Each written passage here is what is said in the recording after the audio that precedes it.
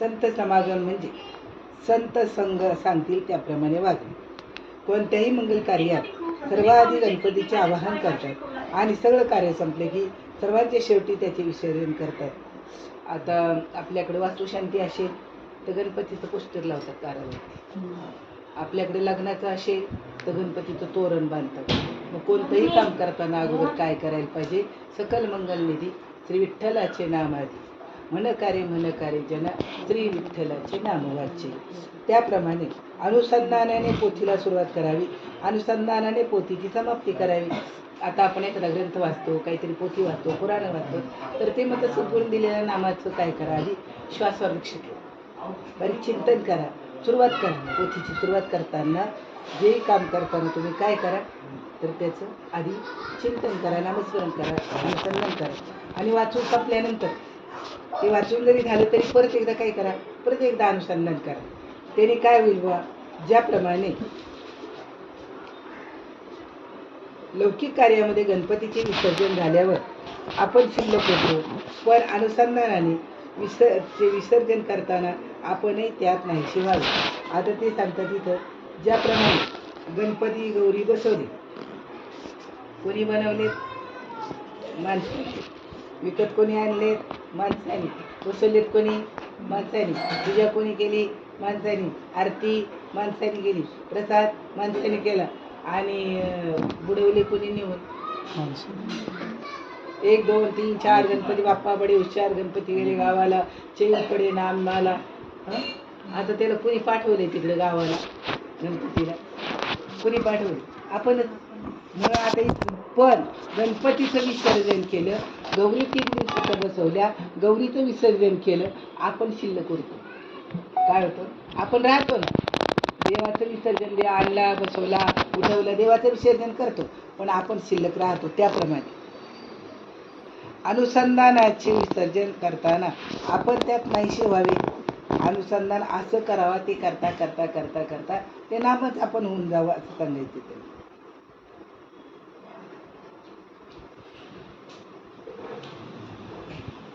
जसे ठेवायचे असे तसे ठेव, पण देवा तुझा विसर पडू देऊ नको, एवढी भीक घालावी अशी गुरुच्या चरणी प्रार्थना करावी. कारण गुरुला सांगायला पाहिजे की नामस्मरण घडू दे, चिंतन घडू दे, सकाळी गुरुची आठवण केली पाहिजे, देवाची आठवण केली पाहिजे.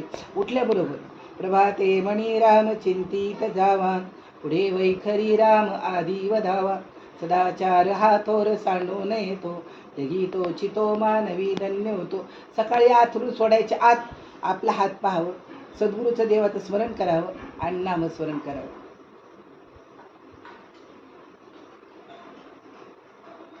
आपला प्रपंच झोपायच्या आधी त्याचं नामस्मरण करावं, त्याची आठवण करावी, असं सांगितलं. भगवंताला विसरून भजन करू नका. भजन चालू आहेत पण देवाची आठवण काय आणणार? भजन चालू आहे, देवाची आठवण मग नाही मीची करी माझी या भजनी प्रेमधरी, सर्वत्र नमस्कारीमध्ये एखादी. भजन असं करा, सगळीकडे देव भरलेला आहे असं समजून नमस्कार करा. करतोय का? म्हणजे भजन देवासाठी आहे का कोणासाठी? अजून काही कळालं? भजन चालू आहे, किलो छटाक चाललेत, पण भजन करून देवाचा पत्ता काही कळाला नाही. ते सांगतात तिथं देवाला विसरू नका. महादेव कुठे राहतो ते सांगतात. आपण शेतकरी माणसं आहे, गावाकडची माणसं पोट भरण्यासाठी इकडे आलो, हो की नाही? आता इथे आल्यानंतर इथल्याप्रमाणे झालो आपण, पण गावाकडे जर गेलो तर तुमच्या गोठ्यातली गाय काय खाते? कडवा खाते, कुट्टी खाते, हिरवा चारा खाते, आणि घसं दूध देते तुम्हाला. गाय चारा खाऊन, सरकी पेंड खाऊन तुम्हाला दूध देते.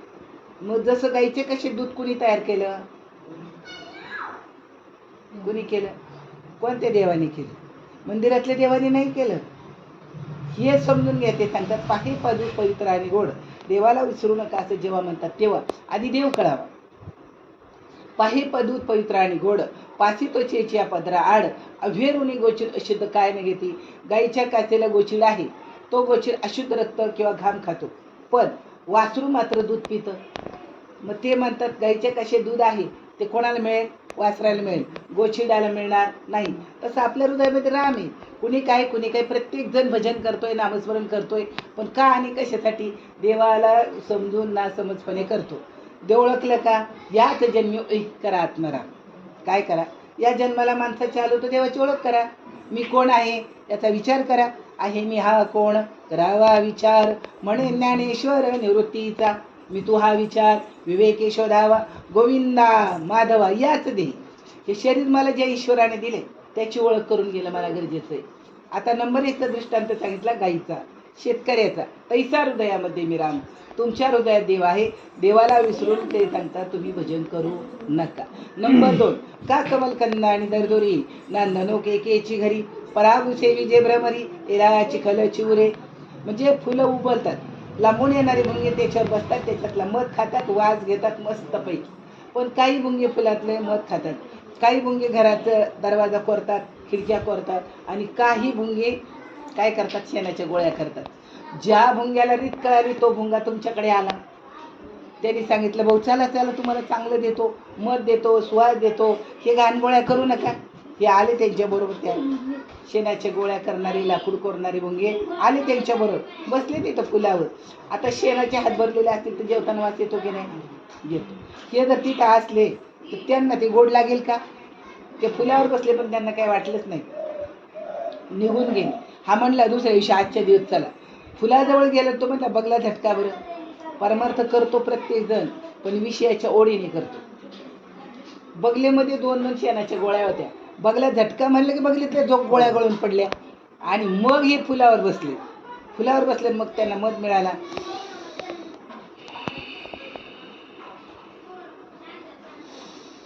मग त्यांना मधही मिळाला, मग त्यांना सुगंधही मिळाला.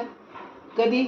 विषय ओढी भुलेले जीव, कोण करील यांची कीव, न उपजे नारायणी भाव, पाहोनी ठाव नरदेहा. माणसाचं शरीर मिळालं पण ते मात्र देवासाठी देवदेव करत नाही. कशासाठी करता? लालच करून करतात, ते सांगतात. आता नंबर 3, का दैवाच्या परिवरी, लोह्या रुतल्या अति सहस्रवरी, ते तर बैसोनी दरिद्री उपास काय करीन जेवी. जसा त्या फुलामध्ये मध आहे त्याला कळाला माणसात ईश्वर आहे, तैसा हृदयामध्ये मी राम. 2 दृष्टांत झाले आणि अजून एक 3रा दृष्टांत सांगितला.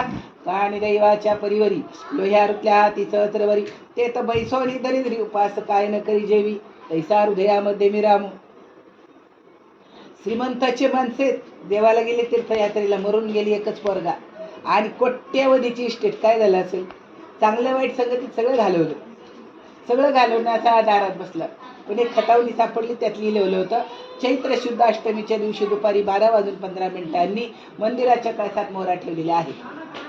त्याला वाटलं बरं झालं, तेवढ्या तरी वाचल्या 15,000. कसं आहे सोनं आज? 1 तोळ्याची मोहर, 15,000 सोन्याच्या मोहरा. हिशेब नंतर करा. त्याला आनंद झाला. मित्राला बोलवलं, तेवढा कळस काढ म्हणे. लोक कळस बांधतात, आपण कसा कळस पाडायचा बाबा? आपण ती करणार नाही. तू फक्त काय कर, त्याचा रंग काढून घे, थोडा थोडा त्याला हलका कर, मी काढून घेतो. त्याने थोडा थोडा हलका केला, यानं कळस काढून घेतला. पण ज्याने लिहून ठेवलं होतं तो सकाळी सकाळी दारावरनं चालला, कळस निघालाय, कोणाला तरी खतावणी सापडली. आपल्याला खतावणी सापडावी का नाही सापडावी? कोणाला तरी खतावणी सापडली, तो आला आणि ओ छोटे मालक म्हणला, कळस कोणी काढला? तो म्हणला मी काढला. अहो पण का काढला? हे पाय याच्यात लिहिलेलं आहे, देवाला सोडून भजन करू नका, तुमच्या हृदयामध्ये देव आहे. तो म्हणे खतावणीत लिहिलंय ना, चैत्र शुद्ध अष्टमीच्या दिवशी दुपारी 12:15 15,000 सोन्याच्या मोहरा मिळतील. कुठे होते सोन्याच्या मोहरा? कळस पाडला, मिळाल्या. देव माणसात आहे, कापला तर मिळणार रीते. याला असा उभा चिरला तरी यातला देव तुम्हाला सापडणार नाही. कसा याच्यात हे कळायला पाहिजे, त्याची चावी मिळाली पाहिजे. तुका म्हणे किल्ल्या त्या संता हाती दिल्या. मग काय केलं त्यांनी? म्हटलं साहेब कळस बांधावा लागतो. म्हणलं माझ्याकडे काही नाही. कळस बांधून घेतला. चैत्र शुद्ध अष्टमीच्या दिवशी दुपारी 12:15 त्या कळसाची सावली पायरीवर पडली. म्हटलं ही पायरी काढा, याच्या खालचं मैला काढा, आणि त्याच्या खाली एवढी मोठी घागर सापडली. कुठे होते? याला म्हणायचं सांकेतिक भाषा. तुम्ही व्यवहारामध्ये तुमच्या मंडळीकडे काही काम असलं, मुलगा असेल तर त्याला हाक मारतात, मुलगी असेल तर त्याला हाक मारतात. मग देवाला हाक मारायची काही रीत आहे का? नाही. पहिला म्हणजे देव कळावं. ते म्हणतात भगवंताला विसरून भजन करू नका, भगवंताची आठवण ठेवून भाजी करा. आता हे तुम्हाला आपल्याला सांगितलं, देवाची आठवण ठेवून स्वयंपाक करा. मी सकाळी सांगितलं तुम्हाला, नामस्मरण करता करता करा. ते कुठे गेले, हे कुठे गेले, काय झालं, कसं, हे विचार डोक्यात ठेवून नका करू. माझा देव जेवणार आहे, माझ्या देवारातला देव जेवणार आहे, माझ्या घरातला देव जेवणार आहे. चांगल्या मनाने, चांगल्या मताने आणि नामस्मरण करत स्वयंपाक करा. त्याचे श्रेय जास्त आहे. जगाच्या लाजेला भिऊन भगवंताला अंतर देऊ नका. लोक काय म्हणतील. लोक तुम्ही दररोज नवे कपडे घातले तरी नावं ठेवतील, फाटकं घातलं तरी नावं ठेवतील, चांगलं खाल्लं तरी नावं ठेवतील, शिळं खाल्लं तरी नावं ठेवतील. लोकांचा विचार तुम्ही करू नका. जन चलता ऐसा चल, जन न चलता ऐसा ही चल, लेकिन ऐसा ही चल न चल तर अंदर ना होई चल विचल. आतमध्ये सद्गुरूच्या कृपेने आपल्याला कळालेलं आहे मी कोण आहे, मी कुणाचा आहे. विचार, मी कुणाचाच कुणी नाही. मी येताना कोणाला बरोबर आणलेलं, मी माझं सांगतो, मला तुमचं माहीत नाही. मी कोणाचा कोणी नाही. मी येताना कोणालाही बरोबर आणलेलं नाही. माझ्याबरोबर कोणीही येणार नाही. मग माझ्या आतमध्ये जो राहतो तो मात्र माझा आहे. देव माझा, मी देवाचा. सत्य बोले माझी वाचा, देह देवाचे देऊळ, आत बाहेर निर्मळ. मग कधी कळावं आता हे, कधी कळा. आताही तर सांगितलं त्याने, मी कोणाचाही कोणी नाही. मग सोडून जायचं आहे का प्रपंच तुम्हाला. मग अशीच विषय झाला, घर बांधले डोंगरी, विषय हिंडे का. आज दुपारी झालं ना. आता ते म्हणतात मी कोणाचं आहे हे पाहावं. नातेवाईकाचं आहे म्हटलं तर नातेवाईक बरोबर आलेले नाहीत. आईबापांचं आहे म्हणावं, आईबाप बरोबर आलेले नाहीत. देहाचं म्हणावं तर देह पण मी बरोबर आणलेला नाही. मला दिलेला आहे, देवे दिला देह भुजना गोमटा. चला सप्त्याला पोट भरतं का नाही. सप्त्याला जाणार याचं ताट उचलावं लागत नाही, काय करावं लागत नाही, आरामशीर. मग ते इथं सांगितलं त्यांनी, तुम्ही काय करा बुवा, मनाचाही नाही मी, देहाचा नाही मी, असं करता करता करता तो खरा मी आहे. माझा श्वास जो हलवतो तो खरा मी आहे. या समाधानामध्ये, एकपणामध्ये, अद्वैतामध्ये एक अभिमान कमी कसा होईल ते पाहावे. याकरता मी करता नसून देव करता आहे असे म्हणावे आणि सर्वाबुधी भगवत भाव सत्समागम करावा. आता कोण करतं. तुम्ही कामावर जात, माझे बाबा सांगायचे तुम्ही कामावर जातात. आता सही करायची ना, आट्या आला पगार मिळेल का, मिळेल का, नाही मिळणार. मग आता तुम्ही काम कोणाच्या सत्तेने करता, देवाचे. तुम्ही स्वयंपाकघरातलं काम कोणाच्या सत्तेने करता, देवाचे. मग आता दररोज आपण म्हणतो आपण, चाले हे शरीर कोणाची आ सत्ते, कोण बोलवी तो हरिवीर, देखवी ऐकवी एक नारायण, तयाचे भजन चुकू नका. डोळ्यातनं पाहतो, कानात नाही, तोंडातनं बोलतो तो ईश्वर. आणि मग तो सगळीकडेच आहे, कुठे नाही. विठू उभा न बैसला जिकडे तिकडे कोंडा तडाला, सर्वावती भगवत बात पाहावा. संत समागम म्हणजे सत्याचा समागम. सत्य काय आहे. आपला श्वास हलवणारा सत्य, आपला श्वास हलवणारं सत्य. सत्पुरुषाच्या वचनावर विश्वास ठेवावा. त्या संतांवर अनन्य श्रद्धा ठेवावी. त्यांच्या चालीने चाला, त्यांच्या समागमात दैन्य मानू नका. काय तुम्ही निघाली तिकडं, ताई चाली का तिकडंच निघाली, बुवा चालले तिकडंच निघाले, इकडं चाल. ते म्हणतात त्यांच्या संगतीत लोक काही म्हणले तर तुम्ही ऐकू नका. जे तुमची एकसारखी विषयातली नड भागवतील ते संत नाहीत. खरे संत विषयाची आसक्ती कमी करतात. अशा संताला शरण जावे. सगळं काही मिळवा, सगळं काही मिळवा, बंगला गाडी वड, पण ये माझ्या देवाचं एवढंच म्हणा.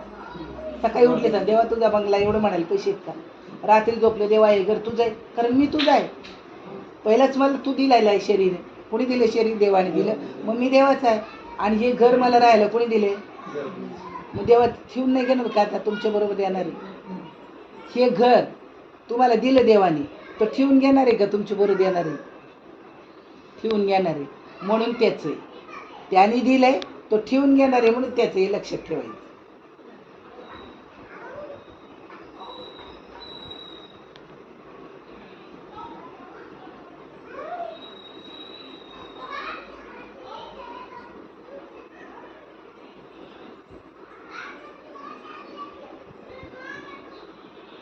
संतांना शरण जावे. निर्विषय चित्त संतांनाच करता येते. आता निर्विषय म्हणजे चांगल्या वाईटातले विचार अंतःकरणामध्ये होऊ न देणं. चांगल्याचाही काही संबंध नाही, वाईटाचाही संबंध नाही. म्हणजे त्याच्या अंतःकरणामध्ये तो कुठल्या प्रकारचं पटल उतरू देत नाही. कारण बघा त्यांनी सांगितलं, विषयाच्या संगे नको जाऊ म्हणा, पहा त्या रावणा काय झाले, इंद्रा पडली बघ, चंद्र झाला काळा, नारद चुकला चाळा, भजनाचा विषयाच्या संगे. मग विषयाचे समसुख बेगडाची बाहुली, आभराची सावली जाईल व्यवहार सत्यातली जे सुखे ते नाशिवंत आहे. आणि आतले जे सुखे सुख घडोघडी कधी कंठी प्रेम दाठे, नैनी नीर लोटे हृदयी प्रगटे, मग मग रामनामी का देवाची आवड कधी तयार होईल, मग रामनामी उपजी आवडी, सुख घडो घडी वाढू. ईश्वर दर्शनाची तळमळ करतात, उत्पन्न करतात. ही संतांची कामगिरी आहे. संतांची भाषा तळमळीची असते म्हणून ती तळमळ उत्पन्न करते. संत सांगतील त्याप्रमाणे वागावे. जग संताशिवाय असणे शक्य नाही. जे देहात दिसले ते वस्तुतः देहातीत राहिले ते संत होत. काय सांगितलं, देहात दिसले, देहात राहिले, तुमच्याबरोबरच जेवले, तुमच्याबरोबर सगळं केलं, पण ते मात्र त्याहून वेगळे राहिले. आणि असं करता आलं. आम्हाला त्यांना ओळखता येत नाही, याला काय करावे. नामाच्या योगाने संत ओळखता येतात आणि टिकवताही येतात. संत मिळणं एक दुर्मिळ गोष्ट आहे. गुरु मिळणं बहु अवघड आहे. संत गुरु भेटला तर मग कुठल्याही गोष्टीने त्याच्याशी बाजूला होता येणार नाही, एवढी गोष्ट करायची. ते म्हणतात काय करायला पाहिजे, ओळखायला काय करावे, तर नामाच्या योगाने संत ओळखता येते. तुम्ही जेवढं नामस्मरण कराल तेवढी तुमची आणि संतांची देहाची नाही, आतून ओळख होईल. आतून ओळख नामाच्या योगाने संत ओळखता येतात आणि टिकवता येतात. टिकवणं फार भाव निर्माण झाला तर टिकवणं फार महत्त्वाचं आहे. म्हणून ते सांगतात भावाचे पै भाव धरावा निशे, तेने भव भय देश दड. बसायचं तर रात्री सकाळी रिकाम्या वेळेमध्ये कामाच्या वेळातनं निघाला की बसायचं. भगवंताचा भाव नामाच्या योगाने संत ओळखता येतात आणि भाव टिकवता येतो. भगवंताचे नाम घेईल त्याला संत भेटेल. तुम्ही ध्यानात राहा, तो भेटेल तुम्हाला.